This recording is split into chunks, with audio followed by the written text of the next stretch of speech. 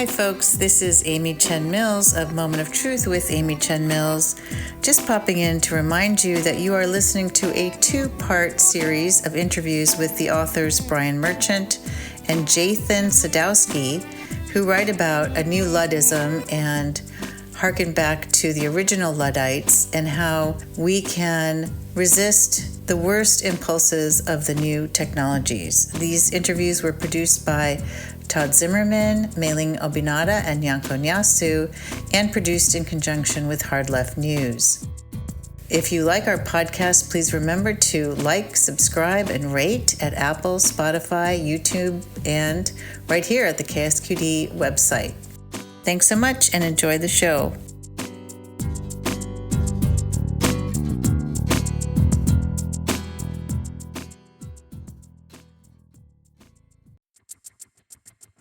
Welcome to Moment of Truth with Amy Chen Mills. On KSQD at 90.7 FM in Santa Cruz and 89.5 and 89.7 KSQD in Prudell, California. I'm Todd Zimmerman. And I am Meilin. The following is our shortened version of our interview with Brian Merchant, author of Blood in the Machine, The Origins of the Rebellion Against Big Tech. And Jathan Sadowski, author of The Mechanic and the Luddite, a ruthless criticism of technology and capitalism. Let's get into it.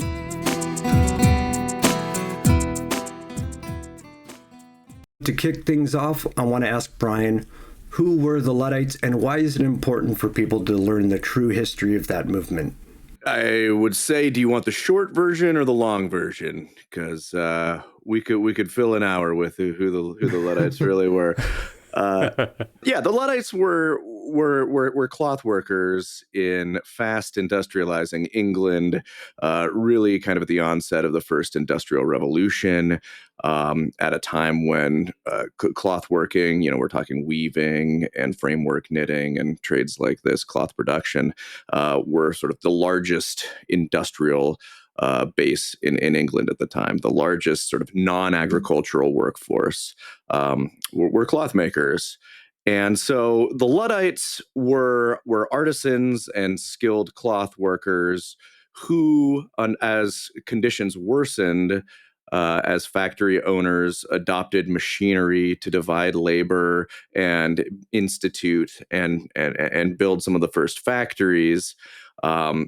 The Luddites were a group of cloth workers who, after years of protest failed, organized against the factory owners and the bosses who were using machinery and the division of labor and the advent of the factory to push down wages, to de-skill work, to get child labor going as an institution in the Industrial Revolution. And to fight back against all of that when all else failed. And we can go into any of the details, but the key thing to know about the Luddites is that they were not anti-technology. They were anti-labor exploitation. They were against the way that these bosses were using technology to facilitate material changes to their working lives and their ability to earn a living. The Luddites were fighting, in much the sort of the same vein as Robin Hood, to which they have a very direct historical lineage. So in short, the Luddites were sort of, labor heroes of their day. They were decentralized, guerrilla activists who smashed machinery in a direct and well-organized campaign. One that could be replicated throughout England. Again, see, I said I'd do the short version, and there's always something more to say about the Luddites. So I'll leave it there. We can pick into any of that you'd like. I'm sure Jathan has a lot to add. Well, so I have a question, and maybe I'll actually ask Jathan, what do you think of the choice to end a book about Luddites, as in like Brian's book, with the suicide of an Uber driver? Considering the way you lay out your book. Yeah, well, I mean, look, Brian and I are dear friends as well, so this is a real joy to be on this conversation with Brian. I mean, fellow Luddites, and I think what to speak about Brian's great book, and the way that Brian weaves this real narrative of the history of the Luddites. I mean, I've said since the moment I read some of the draft versions of the book, I was like, this is made for an HBO series. So I don't know why it hasn't been picked up yet. But to go to your question, Meilin, is, the ending the book the way that Brian does around like the suicide of an Uber driver, I think just really, and we see this now. Unfortunately, this is now becoming a very common piece of reporting about the fatal consequences of new technologies, where, in a previous era of the tech sector, which was very much focused around these platforms, digital platforms like Uber and DoorDash and, and so on and so forth, it was really about this labor exploitation, this kind of humans as a service, where you pull up an app and you can have a servant do something for you, and that servant is paid a piecemeal wage. And the real human consequences of that technology are the fact that that there is blood in the machine, right? That the technology requires human labor to keep itself running. That the technology powers itself on people. It's not as science fiction-y as The Matrix, where we're all human batteries plugged into some big spire, but it is similarly in the sense of the human battery is the human labor that is fed into these technologies. It's the human data that's fed into these technologies. And with that, when you feed people into machines of various kinds, digital platforms, AI models, whatever it might be, there are deadly consequences for that. And we can see that in people being driven to the most awful acts because they feel as if they have no other way out of this, oppressive system that is just squeezing them for more and more and more, or people driven to those same awful acts because they get caught up in a machine, a chatbot that convinces them you shouldn't tell your family and friends about the suicidal ideation that you have. You shouldn't seek help. No, don't leave the noose hanging, on your bed, hoping that someone will find it, which is what this poor teenager who committed suicide after long chats with ChatGPT, said, I want to leave this on the bed so that someone can find it and help me. And ChatGPT said, no, this is our secret. Just keep it with me, right? And so we should be shocked and appalled, but we should not be surprised anytime that there are fatal consequences for technologies that are built in ways that not only are neutral towards humans, but are actively antithetical to human flourishing, because they are built on human exploitation. They're built on getting as much human labor, attention, data, whatever it might be that is fueling the machine. So in that regard, they're not, we shouldn't be surprised, but we should continue to be shocked every time we read yet another story like this. So one of the things that I guess obviously the Luddites history is imbued with is the fact that this is happening in the time of like the textile boom in the United Kingdom. So in that time, right, England is transitioning from wool to cotton. And I learned a while back that cotton was sort of like the most important thing in terms of global trade on Earth for about 800 years and across multiple continents, right? And so thinking about like the Luddite movement happened in a very particular context, right? And a particular place. And Brian, in your book, you touch on aspects in the United States as well. But in 2025, is mass surveillance kind of like the cotton of yesteryear? Is that the fuel of the global economy? Is that the major industry that we should all be concerned about? And so that's a question for either of you. Well, I'll just say briefly that, I mean, I think That's the hope for the if you're Silicon Valley, like that. I think that's the so much of this is uh is predicated on such sort of amorphous or ambiguous suppositions that these, I mean, the entire sort of AI bubble is sort of predicated on, you know, what has quite convincingly at this point been argued is, you know, amounts to a house of cards. And so, you know, certainly the last decade or two, the assumption has been the more data that you gather, the more that you can package that and resell it to you know, data brokers and to advertisers, and that, you know, that certainly this has been the way that things have been going, and that's been the imperative. And certainly, I think baked into this sort of most recent semi transformation, we can also talk about all the ways that, you know, everything that AI or the generative AI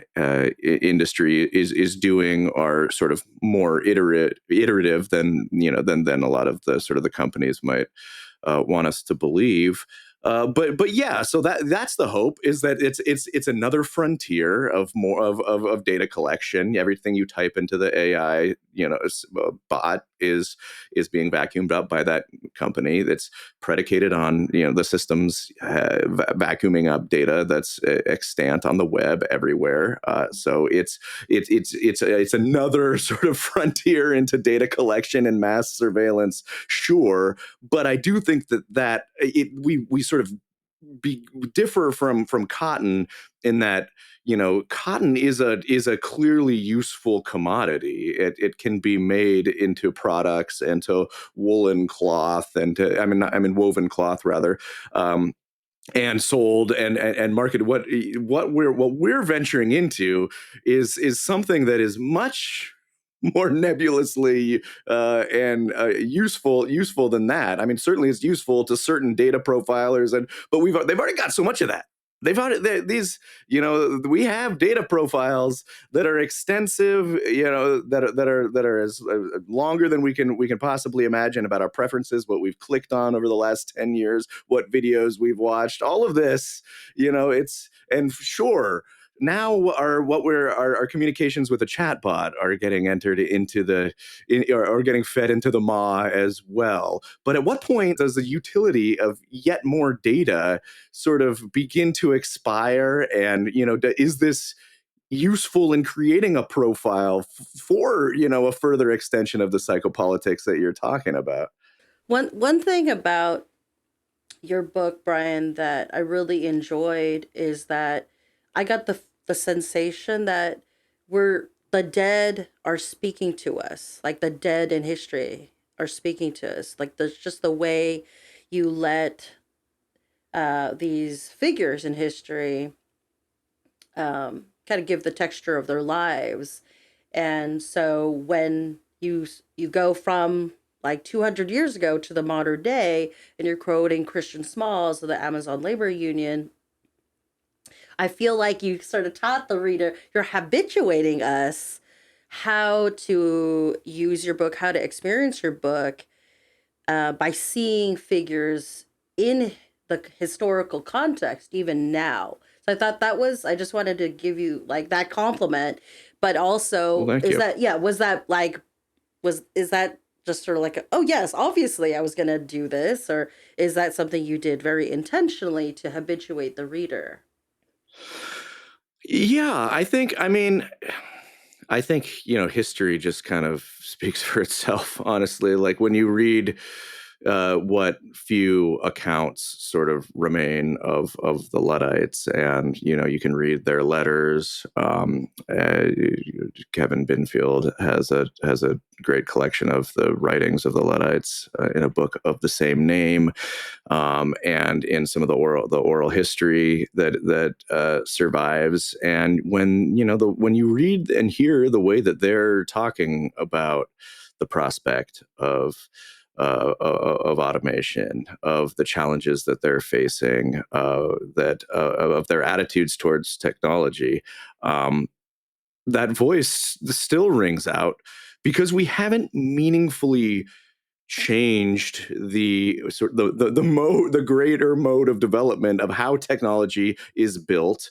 I mean, some of the details have changed. Today, we face, in some regards, more challenges because that apparatus is much more intensely well capitalized and politically powerful and global in different ways. And back then, that apparatus was sort of had more of a direct capacity to violence towards these people, and it was more local in England. But we have the same basic issues as long as you have technology that is developed essentially top down by who has the capital to do it. Jathan was gesturing towards this a minute ago, but you have a relatively small class of people that have the capital and political influence and ability to build, seed, and deploy technologies in a way that benefits them. And we have that today at a larger scale. So those voices that sort of, are confronting those forces, both then and now, are in many ways sort of voicing, an echo of the same struggle. And when I was writing this, I was looking, the chief analog was gig workers who were caught under sort of the exploitative regimes of algorithmic gig work, sort of popularized by Uber and then Lyft and DoorDash, which, as Jathan also said, have done enormous harms by precaritizing workers, by subjecting them to opaque and sort of would work black box conditions where they're at the whims of an invisible sort of algorithmic employer that is systematically lowering the amount of money that they can make. And so that seemed like a pretty powerful analog. And it became even more crystallized with Gen AI, just in the number of parallels. If you want to talk about voices speaking in across centuries, but almost in unison, you can talk about artists and artisans working at home, seeing their agency, their livelihoods disrupted by a technology that they didn't ask for, that they were offered no input into, whether or not or how it was going to impact their field or their community. And so artists really have sort of become, the modern day Luddites in a lot of ways. And some, quite literally so. Some embrace the term outright. And we're seeing more and more folks sort of, championing that term, in a number of different contexts, some in labor and some with regards to the whole, Silicon Valley industrial complex, like the Luddite Club in New York, that's got some headlines by rejecting cell phones. Kids, now they're college students, but they were high school students who just said enough of phones, get them out. And now these things are sort of snowballing. So Jathan, I wanted to piggyback off of what Brian is saying. In your book, you talk about techlash coming about in, I think, 2018. And just by the way, I have walked through the Googleplex and Mountain View. Like that is, so it's just, anyway, at the end of the book, you talk about like different companies like NVIDIA and so on. And I'm like, they're literally, like, I've probably driven past all these different headquarters. But anyway, that term techlash, is that the most relevant term to express Luddism in 2025, or rather now, after 2018? Yeah, it's interesting because the techlash, as you bring up, and I mentioned a little bit in the book, not more as a kind of an interesting the writing was on the wall kind of moment, right? Because the techlash here, 2018, this is kicked off by worker protest at Google over the company's military contracts to build AI for weapons, right? And so this is, you have workers protesting, doing, organizing walkouts because, Google had secured a massive contract for Project Maven at the time, which was using AI and computer vision for warfare. And, people at Google said, well, hey, that's not why we started working at Google, to build, weapons. And don't be evil. So right? That's exactly. What they used to say at Google. Yeah. Google's now much regretted and maligned old slogan. But and so there was this massive walkout, and I think it really catalyzed in 2018 a much broader kind of public reaction of saying, well, maybe the tech sector doesn't deserve the benefit of the doubt. Maybe they don't have our best interests at heart. Maybe all this stuff that they're saying about like building a progressive future is maybe they're not actually living up to those claims anymore, right? Like, and so it really, this worker protest, again, very Luddite in that regard. The Luddites were workers protesting against labor, right? Labor exploitation by bosses. And so, in that regard, there's all of this has a kind of root in worker protest and labor movements, and because that's where the rubber hits the road with so many technologies. But I think the techlash here, when we think about that, like, I don't think, I think it's a very, things move so fast. Now it's like, I was going to say it's a very old term. I mean, it's like, it's less than 10 years old, but it's like, I don't think people really talk about it as a techlash anymore, because it was more this backlash against tech, right? But that was because at the time it was like a very new and weird thing for the public to not be 100% by default on Silicon Valley's side. And now those contradictions have heightened now, right? Because fast forward to 2025, and, Google gave up their contract for Project Maven due to the walkouts and the protests by Google workers in 2018. I mean, that contract then got picked up and fought over by like Microsoft and Amazon, and now Palantir actually runs that contract for the Pentagon, right? And so, it's not as if the contract went away. It just went to some other company that was more willing to do it. But I think if we fast forward to today, what's actually happened here is more of a heightening of the contradictions, right? Where there's a real dividing line, where there are a lot of people in Silicon Valley who see the 2018 Google walkout moment as a real catalyst, not for a backlash against tech, but as a insidious progressivism within tech workers and the tech movement. So you've got people like Peter Thiel and Mark Andreessen and Alex Karp, right, who are, Palmer Luckey, these people who are at the forefront of the kind of the tech right. So the extreme radical right wing founders and investors within the tech sector, who have also really spearheaded this movement towards what the venture capital firm A16Z calls American dynamism, right? So this idea of, we're actually not going to shy away from investing in the military, investing in, American technologies, by which they mean technologies that feed into ICE, that feed into the Department of Homeland Security, that feed into a kind of a jingoistic nationalism. And there's a really strong sector of the tech now, and more people are joining that side, right?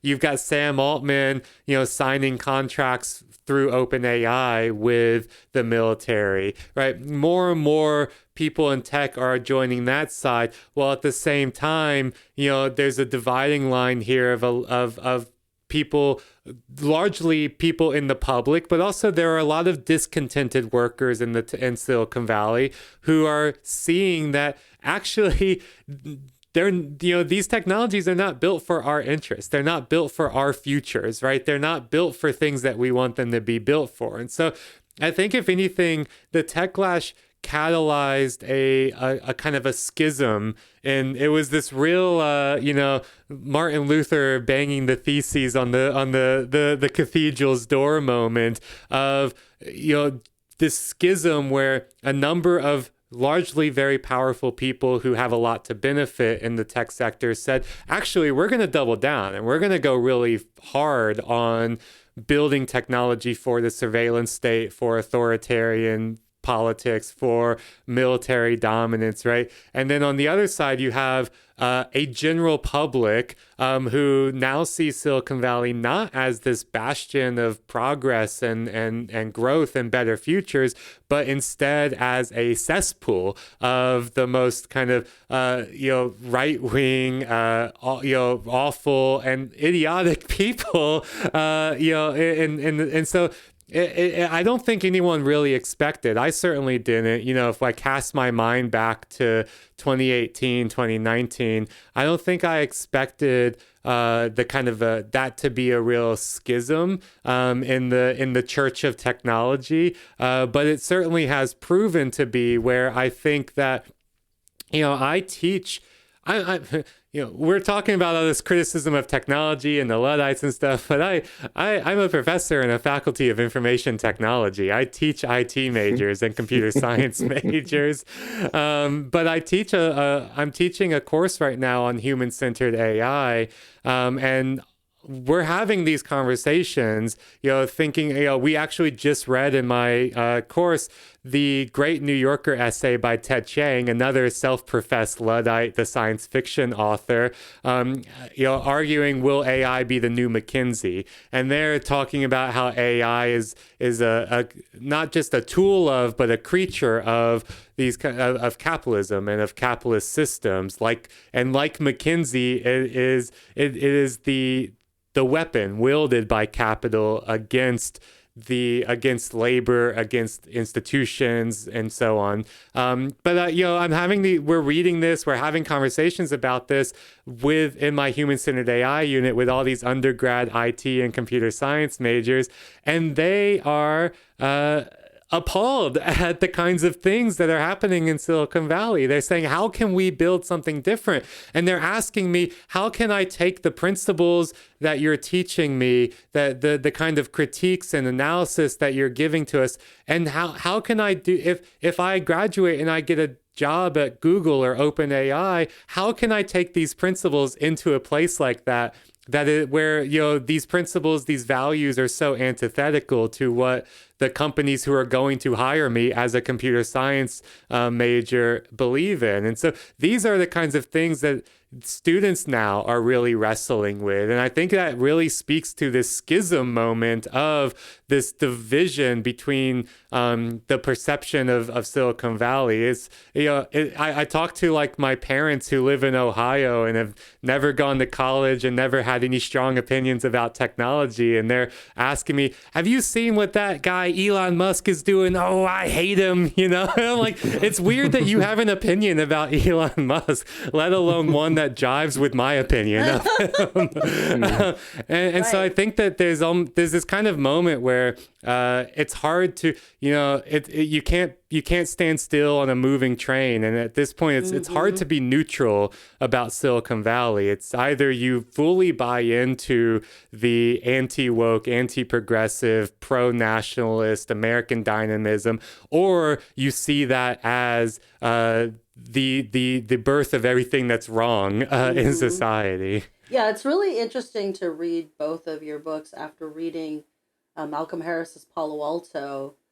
So it's just sort of putting, there are many books, of course, about Silicon Valley, but I think there's nope, that's it. Those are the only three. Those are the only three.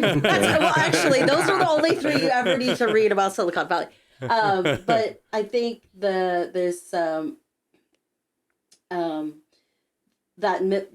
role of mythology, I think, is really interesting. I think in, like, Brian, in your book, you talk about the Luddite movement affecting, like, giving birth to the myth of Frankenstein, and this idea of needs that are unmet give rise to violence. And one thing I would say, in prepare for the show, I'm like, wow, there's there's a lot of death. There's a lot of death, and 200 years ago, people just didn't live that long. So it's like, okay, I can't form a union. I'm only gonna live to like 32 or maybe 25. Like I'm not gonna live that long. And okay, I got this job doing stuff with the textile business. But yeah, I could get hanged for just random stuff. And hey, oh my gosh, like this job is the only thing between me and like total starvation and like my kids eating. So should I try to break that frame? Yeah, I totally am going to go break that frame, right? The stakes are so different in that context. But yeah. So like one thing that romanticizing or idealizing technology, and you mentioned this in your book several times, that people back then in that context, they weren't being exposed to like all this hype, like, oh, you're gonna have a better tomorrow. Like you might not even have a tomorrow because you're not gonna make it to 40, like, so that that definitely puts pressure on people to act now. And this is a question, I guess, for both of you. If you look at today, is there a corollary to the frames? Like, are data centers kind of the frames of today? So whatever frames were in the cotton industry in terms of like taking jobs away, like good jobs away from workers who were doing like 30 hours a week and having leisure time and having what we might see as a kind of like almost like a middle class lifestyle. Today, are data centers kind of occupying that role? Like our data center, like should we just drop what we're doing and start like, pouring paint in the middle of data centers, like take our hammers to data centers? Or like, I know we all know that stuff is in the cloud, but just like metaphorically, what is occupying the role of frames? Is there anything that makes these giants vulnerable in a unique way? Now, we're not in the time of cotton, but yeah. Right. I mean, if you were looking for, I think, the most direct corollary, then that's probably it. It's the frames had a couple functions, right? They were both symbolic because they stood for something that a lot of the people hated because it was facilitating this transfer of wealth to the factory owning class away from working people in the communities, and it was disrupting all these norms and this sense of identity and the livelihoods of the people who lived in these towns. But it was also capital equipment, right? Like if you smash it, then they're not going to be making quite as many cotton garments as they would be able to before. It was more powerful, as folks like I think Donald Mackenzie have pointed out, than a strike. It was sabotage ups the ante in a serious way. And so yeah, you could probably find different analogs to things that would be considered similarly facilitating these sort of vectors of de-skilling, of job degradation. It could be data centers, or it could be chips. It could be like NVIDIA chips, the GPUs that are in data centers and elsewhere. It could be, it could extend out to computers. It could be, the phone is something that younger generations have, I think quite rightly fixated on as a target of ire, to where all of Silicon Valley's products are kind of gathered underneath one screen, right? All the apps and mechanisms for user surveillance and data harvesting, and it's all there. And it's maybe the most sort of intensely capitalistic product that has perhaps ever been made. In that it just facilitates so many different forms of everything that we've been talking about today. And so the young kids who are part of the Luddite Club and who are recruiting other chapters now. That's what they're fixating on phone. is the phone. Is it's and if there were, I mean, we're so far away from anything like this, but I think if there were a labor movement that were formed, then you could to oppose AI, then you could imagine sort of the symbol. Sometimes you see it, right? Like you see like some sort of like web art with crossing out the data centers or whatever, or no. So there's like some antipathy there. They're also just, as we all likely know, just disastrous for the environment and for energy consumption. And so there's, apart from the labor and cultural ramifications, they have environmental implications that are embodied on site that make them, and they are also the site, we should also say, of a lot of protest already. There are people, it's a lot.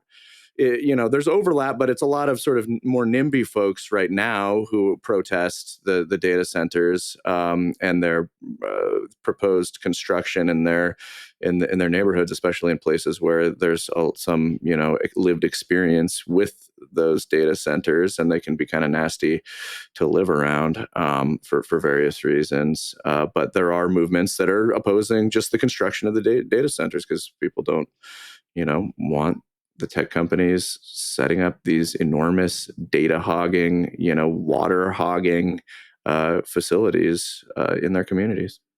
Jathan, I wanted to ask you about I want to ask you a lot of things, but you chose in your book to introduce the metaphors of the mechanic and the Luddite, right? And then even though you explain like, hey, you guys, I'm gonna not bring them up until the very end again.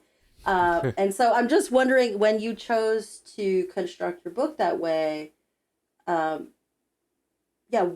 was that your strategy? Yeah, it's a good question. I mean, I think I was trying. So the mechanic and the Luddite are these kind of these two figures that I see as two sides of the same coin for how I wanted to represent a materialist analysis, right? What is it?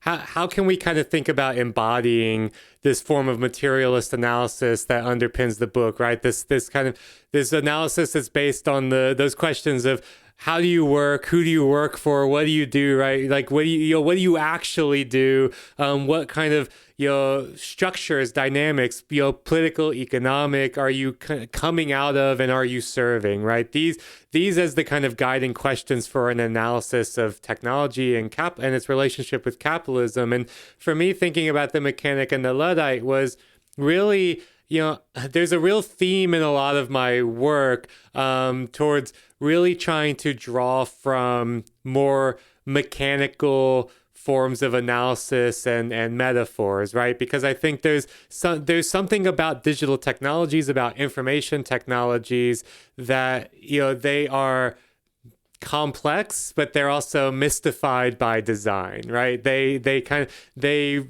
rebuke any kind of real mechanical understanding of how they work, how their insides are put together, and what they actually do.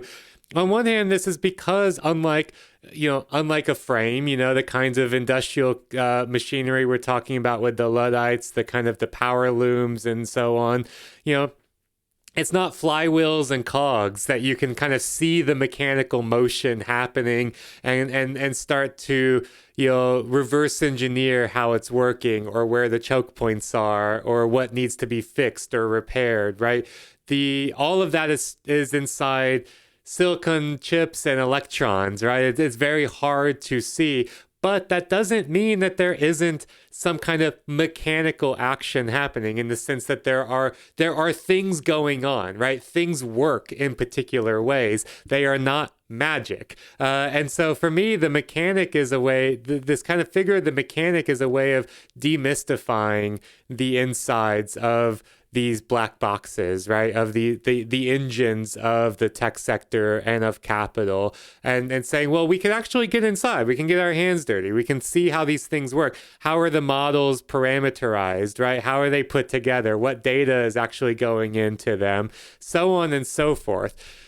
And so I always kind of go back to these real mechanical or machinic kind of metaphors and modes of analyzing these technologies, that almost as a reminder to not get mystified, to not forget that these things are designed by specific people in specific ways, and we can understand their operations.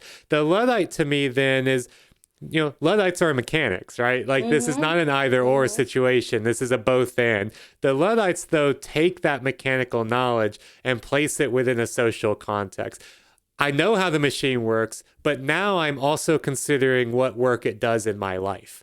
How does it change my life, my community, my family? How does it impact us? But also, who has power over it? Who has the ability to decide how or when to use it, who has the ability to decide how it's created for what purposes, and who has to bear the consequences of that. That's the Luddite mode here. So it's really the mechanical aspect is the criticism. The Luddite is the ruthlessness, right? It's the I not only am critiquing this thing at a material basis, but I'm critiquing it ruthlessly and in a way that does not shirk from the conclusions of my analysis. And this is something that I talk about in the book, that a ruthless criticism is not just a critique, but it's a critique that does not shirk from the powers that be and does not shirk from the conclusions of your analysis. And so the Luddites embody this perfectly, because their critique of the technology showed that these things are, as they call them, noxious machines, right? They are things that are antithetical to the kinds of lives we want to lead. They undermine our communities, our autonomy as artisans, as skilled craftspeople. And they do so in a way that extracts our labor and funnels it upward to a small subset of capital. And they ultimately concluded these things don't deserve to exist. Not all technologies deserve to exist. And they said, well, our analysis tells us these things do not deserve to exist. And so we either have to do something about that, or we have to accept that these things shouldn't exist, but we have no ability to do anything about it. And the ruthlessness there is saying, well, we're going to do something about it. And they exhausted every option they had. I think this is really important. We jumped to the smashing because it's very spectacular. It's very, in your face. But they didn't jump to smashing, right? And Brian's book lays this out beautifully, right? You exhaust every option that you have, right? I'm going to petition the boss. Can I negotiate? Can I get some concessions, right? Well, no, they're stopping me and stymieing me at every turn. Well, I'm going to organize protest with my community, right? We're gonna march in the streets. Well, no one's really paying attention. Well, maybe we'll strike, right? We'll go on strike, or we'll petition the government. Can you help us, right? Well, no, at every turn, every legitimate means of confronting the bosses, of confronting the technology, they're turned away, they're stymied, they're ignored, right? And so what are you left with? You're left with either going home with your tail between your legs and saying, well, we gave it our best, but I guess I just gotta lie down and throw my body, into the gears of the machine, not as an act of protest, but as an act of acquiescence. Or you pick up a hammer and you and some of your buddies go around under the cover of night and say, we tried to do this the nice way. Right. And that to me is like the mechanic and the Luddite really emphasize these different aspects of what kind of critique of technology we have, but also how that material analysis should then funnel into some forms of material action. And, just going off of what you're talking about, where are the frames today? It's hard because we're fundamentally talking about systems that are of a very different scale than we were 200 years ago, where industrial capital was in your face. It was in your backyard. It was the machine that you used every day while the boss sat on the floor above you counting his money, right? Like it was very local in that way. Yes, it was powered by these like global infrastructures of of slavery, of cotton farming and shipping and logistics. But the thing itself, the machine was in front of you. You could do something about it, or at least feel like you could. That's not where we are today, right? The scale is massive. The technologies are black box, they're mystified, they're infrastructural, they exist somewhere else in space and time, right? They're the data centers and so on.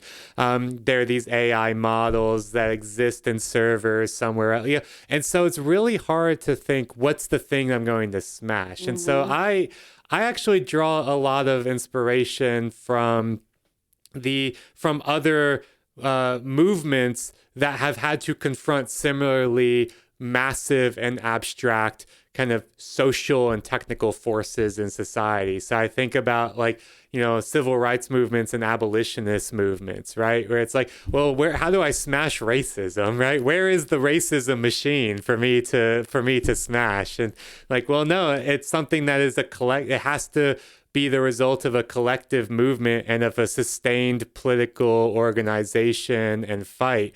How do I smash the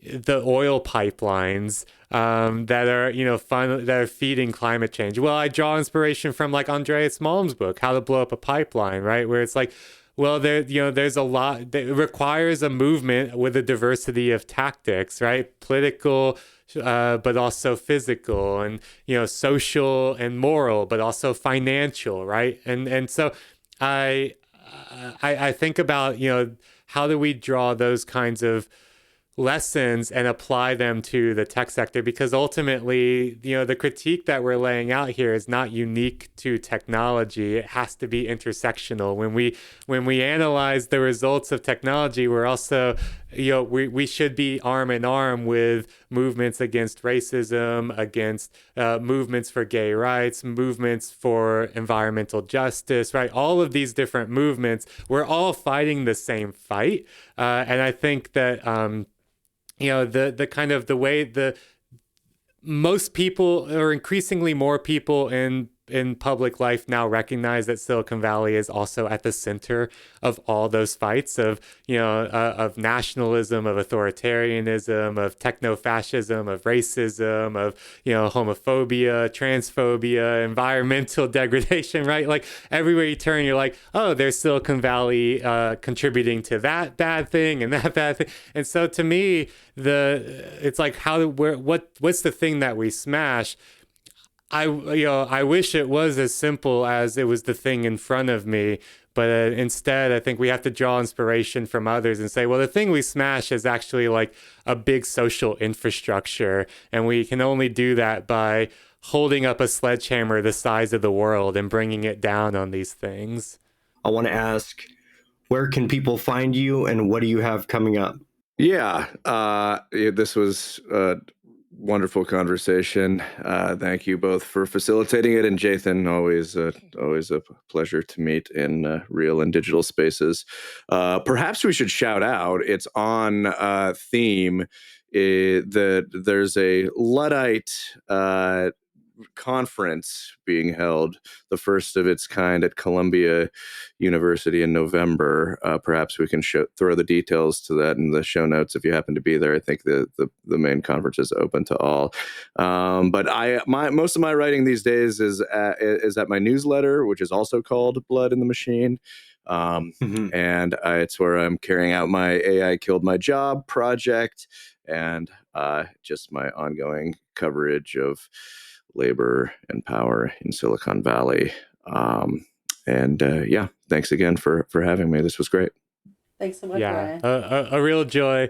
I'll do my plugs now. And yes, Brian and I will both be at this conference called New-Luddism, Technology and Resistance in the Modern Workplace, on November 7th in Columbia University in New York City, organized by some great grad students and labor organizers at the university. So that'll be a lot of fun. And For me, you can find my book, The Mechanic and the Luddite, A Ruthless Criticism of Technology and Capitalism. If you want to hear me speak more in your ears, I do that every week at my podcast, This Machine Kills, which I co-host with Ed Anguissa Jr. and produced by Jeremy Brown. And we talk a lot about the political economy of technology. So these kinds of conversations, and I think those are the two big areas that you can find me. I'm on Blue Sky as well at my name, and so yeah, those are the places to read and listen to me. Join us on the first and third Mondays of each month for a Moment of Truth with Amy Chen Mills at 6 p.m. The Moment of Truth with Amy Chen Mills team includes Amy Chen Mills, Nyanko Niasu, Meilin Obanada, Joy Shandel-Decker, along with Todd Zimmerman of Nader Studios. Thanks for joining us on KSQD 90.7 FM in Santa Cruz and 89.5 and 89.7 KSQT FM in Prunedale, California.